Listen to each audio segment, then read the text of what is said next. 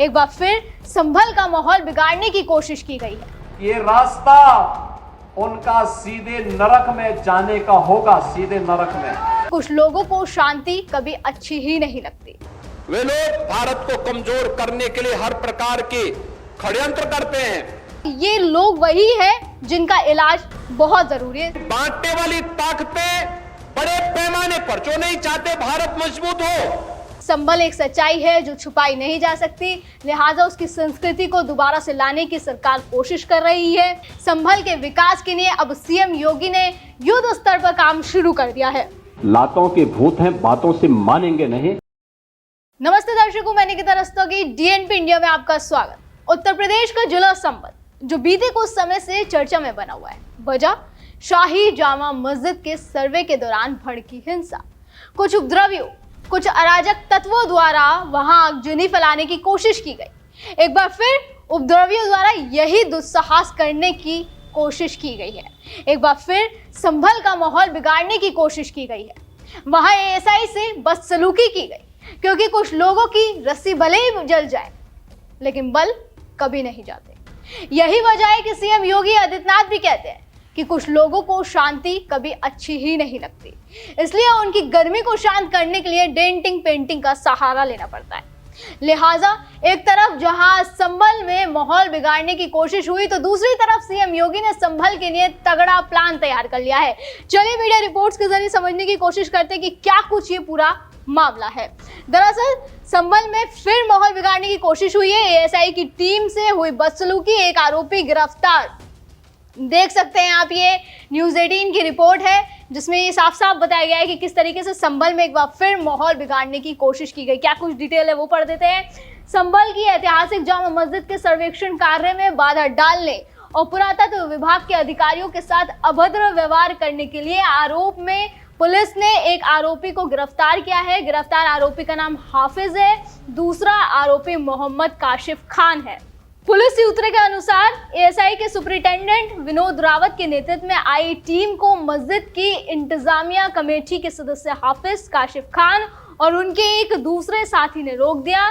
आरोप है कि इन लोगों ने टीम के अधिकारियों के साथ गाली गलौज की और सरकारी कामकाज में बाधा डालने की कोशिश की, बाधा पहुंचाई भी। जब टीम के सदस्यों ने दूसरे लोगों को बुलाने की कोशिश की तो अधिकारी सुरक्षा कारणों से वापस लौटे गए। अब आप देख सकते हैं कि किस तरीके से एक बार फिर माहौल बिगाड़ने की कोशिश की गई, किस तरीके से एएसआई में बाधा डालने की कोशिश की गई।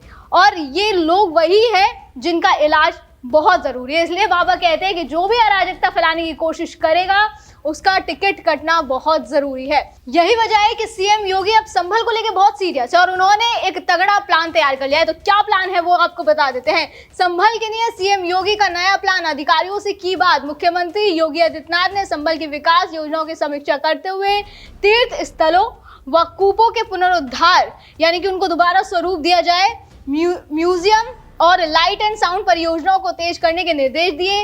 इंटीग्रेटेड कॉम्प्लेक्स, जनपद न्यायालय, कारगर व पीएस निर्माण, परिक्रमा मार्ग, महिष्मती नदी पुनर्जीवन और नगर विकास योजनाओं की प्रगति पर जोर देते हुए सभी कार्य समयबद्ध और गुणवत्तापूर्ण रूप से पूरा करने को कहा गया है। ये सीएम योगी के निर्देश है। तो क्या कुछ वो प्लान है वो बता देते हैं। पहले चरण का प्लान ये है, मुख्यमंत्री योगी आदित्यनाथ ने बताया कि संभल जिले में 68 प्राचीन तीर्थ और 19 कूप स्थित हैं।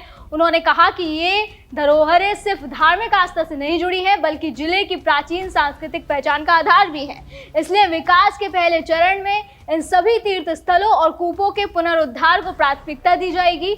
उन्होंने स्थानीय प्रशासन को निर्देश दिया कि इस अभियान को तेजी से और वैज्ञानिक तरीके से आगे बढ़ाया जाए ताकि इन स्थलों का ऐतिहासिक स्वरूप संरक्षित हो सके। क्योंकि सीएम योगी ये कहते हैं कि संभल एक सच्चाई है जो छुपाई नहीं जा सकती, लिहाजा उसकी संस्कृति को दोबारा से लाने की सरकार कोशिश कर रही है। और क्या कुछ दूसरे चरण में क्या कुछ प्लान है वो बता देते हैं। मुख्यमंत्री ने कहा कि दूसरे चरण में ऐसी योजनाओं पर ध्यान दिया जाएगा जो संभल को पर्यटन के नए नक्शे पर स्थापित कर सके। इसमें आधुनिक museum, light and sound show और सांस्कृतिक केंद्र जैसी परियोजनाओं को शामिल किया गया है। उनका मानना है कि इन परियोजनाओं को पूरा होने से न केवल स्थानीय लोगों को रोजगार मिलेगा बल्कि जिले में पर्यटन की संभावनाएं भी बढ़ेंगी। इसके अलावा समीक्षा बैठक में 24 कोसी परिक्रमा मार्ग से जुड़ी परियोजनाओं पर भी चर्चा हुई। मुख्यमंत्री ने कहा कि परिक्रमा मार्ग के आसपास की सड़कें मजबूत की जाए और महत्वपूर्ण तीर्थ स्थलों के पास सार्वजनिक सुविधाओं का विस्तार किया जाए। उन्होंने बताया कि बड़ी संख्या में श्रद्धालु इस मार्ग पर हर वर्ष उपयोग करते हैं, इसलिए उनके लिए बेहतर सड़क, प्रकाश व्यवस्था, पेयजल, शौचालय जैसी मूलभूत सुविधाओं की उपलब्धता सुनिश्चित की जानी चाहिए। तो आप देख सकते हैं किस तरीके से संभल के विकास के लिए अब सीएम योगी ने युद्ध स्तर पर काम शुरू कर दिया है। इसके अलावा संभल में एक और बड़ी प्लानिंग चल रही है। वो प्लानिंग ये है कि अब जिले में जिला अदालत बनाया जाएगा। जी हाँ, हिंदुस्तान की रिपोर्ट आप देख सकते हैं। संभल में जिला अदालत, जेल और पीएससी का निर्माण होगा। सीएम योगी ने ये अफसरों को साफ निर्देश दे दिए हैं। दोस्तों, जिला अदालत संभल में होने का मतलब है कि अब कानून व्यवस्था होगी और अपराधियों पर तेजी से शिकंजा कसा जा सकेगा। और ये एक बड़ा फैसला है जो संभल की अराजकता को कंट्रोल करने के लिए बनाया जा रहा है, जिसका मतलब है कि अब जो भी स्थानीय स्तर पर, चाहे वो सिविल मामले हो, पारिवारिक मामले हो या फिर आपराधिक मामले हो, उनका तेजी से निपटारा किया जाएगा, जिससे जिले में कानून व्यवस्था को बनाए रखने में भी काफ़ी मदद मिलेगी। और इन फैसलों से आप समझ सकते हैं कि योगी आदित्यनाथ किसी भी तरह से अपराधियों को, उपद्रवियों को बख्शने के मूड में नहीं है। उन्होंने ये ठान लिया है कि कोई भी संभल की पहचान के साथ किसी भी तरह का खिलवाड़ ना कर पाए। यही वजह है कि संभल हिंसा के बाद से सीएम योगी संभल को लेकर पूरी तरह से अलर्ट है और संभल के मास्टरमाइंड के लिए रेड कॉर्नर नोटिस जारी करने की भी तैयारी चल रही है। जी हाँ, ये भी एक बड़ा अपडेट है संभल को लेकर कि संभल दंगे के जो मुख्य साजिशकर्ता है शारिक साटा, उन पर शिकंजा कसने की तैयारी है और जल्द ही उनके लिए रेड कॉर्नर नोटिस जारी किया जाएगा। पहले मैं आपको रेड कॉर्नर नोटिस के बारे में बता देती हूँ। ये नोटिस वो होता है जब पूरी दुनिया की पुलिस को ये अलर्ट कर दिया जाता है, ये नोटिस दे दिया जाता है कि अगर ये व्यक्ति कहीं भी मिले तो उसे तुरंत गिरफ्तार किया जाए और उस राज्य को सौंपा जाए जिस राज्य की तरफ से ये नोटिस जारी किया गया है। तो क्या कुछ इसके बारे में अपडेट है ये बता देते हैं। उत्तर प्रदेश के संभल में पिछले साल हुए सांप्रदायिक दंगों के साजिशकर्ता शारिक साटा पर अब पुलिस का शिकंजा कसने जा रहा है। यूपी पुलिस ने उसके खिलाफ रेड कॉर्नर नोटिस जारी करने की प्रक्रिया शुरू कर दी है। पुलिस अधीक्षक कृष्ण कुमार बिश्नोई ने इसकी पुष्टि करते हुए कहा कि उसकी गिरफ्तारी सुनिश्चित करने के लिए सीबीआई और इंटरपोल से समन्वय किया जा रहा है। शारिक साटा पिछले साल 24 नवंबर को संभल में हुए दंगों की जांच में मुख्य साजिशकर्ता के तौर पर सामने आया था। उस दिन शहर में माहौल तब बिगड़ गया जब स्थानीय लोग शाही जामा मस्जिद के सर्वे को लेकर सुरक्षा बलों से भिड़ गए थे।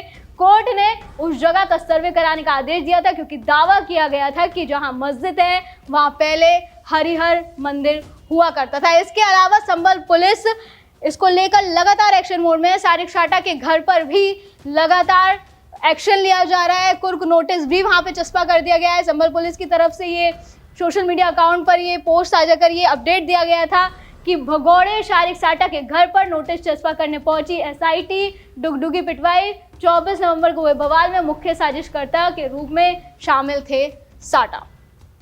और कुर्की नोटिस का मतलब यही होता है कि अब जो उसकी अचल या अचल संपत्ति है अपराधी की, उसको पुलिस द्वारा जब्त करने की प्रक्रिया शुरू हो जाती है।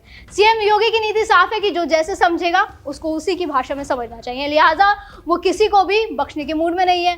वो कहते हैं कि संभल एक सच्चाई है और ये सच्चाई सबके सामने आनी ही चाहिए।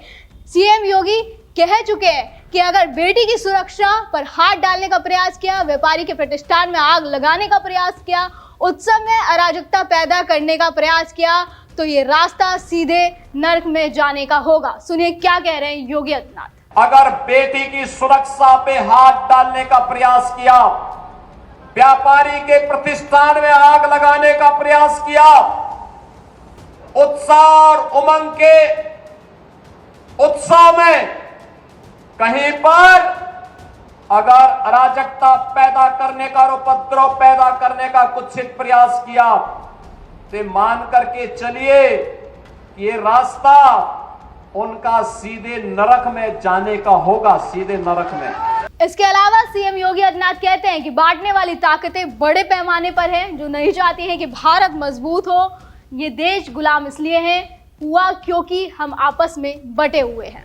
यह देश गुलाम इसलिए हुआ क्योंकि हम आपस में बटे थे, जाति के नाम पर, उसके लिए एक संकल्प के रूप में हमें कार्य करना, क्योंकि बांटने वाली ताकतें बड़े पैमाने पर जो नहीं चाहते भारत मजबूत हो, वे लोग भारत को कमजोर करने के लिए हर प्रकार के षड्यंत्र करते हैं, हर प्रकार के नई नई युक्तियां भी निकालते हैं। और दूसरी तरफ हमारे देश के कुछ नेता जो वोट बैंक के लिए किसी भी हद तक जा सकते हैं, भड़काऊ बयान देते हैं। मस्जिद के सर्वे के वक्त खुद संभल के सांसद जहरुर रहमान बर्क ऐसे बयान देते दिखाई दिए थे जो शायद समय की नजाकत को देखते हुए उन्हें नहीं देने चाहिए थे। एक जिम्मेदार नेता के होने के नाते तो बिल्कुल भी नहीं। फर्क क्या है, इसका फैसला आप लोग खुद करिए दर्शकों। फिलहाल आज की वीडियो में बस इतना ही, फिर होगी मुलाकात। आप देखते रहे DNP इंडिया, हर खबर भरोसे के साथ।